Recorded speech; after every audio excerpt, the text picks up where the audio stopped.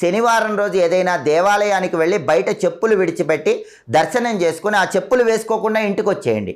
ఉన్న చెప్పులు దేవాలయం బయట విడిచిపెట్టడం ద్వారా శని దోషాలు పోగొట్టుకోవటానికి శనివారం అనుకూలం. అంతేగాని శనివారం చెప్పులు కొనకూడదు. అలాగే శనివారం ఉప్పు కొనకూడదు. శనివారం ఉప్పు కొంటే ఆర్థికంగా బాగా సమస్యలు వస్తాయి. ఒకవేళ తెలియక శనివారం ఉప్పు కొన్నా కూడా ఆ ఉప్పుని మీరు ఎట్టి పరిస్థితుల్లో వినియోగించకండి. ఆ రోజంతా వినియోగించకుండా మర్నాటి నుంచి వినియోగించుకోండి. అప్పుడు చాలా వరకు దోషం తగ్గిపోతుంది.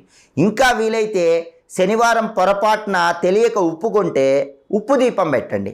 సాయంకాలం పళ్ళెల్లో ఉప్పు పోసి ఆ ఉప్పు మీద ప్రమిద పెట్టి నువ్వుల నూనె పోసి 8 ఒత్తులేసి పడమర దిక్కులో ఉప్పు దీపం పెట్టండి.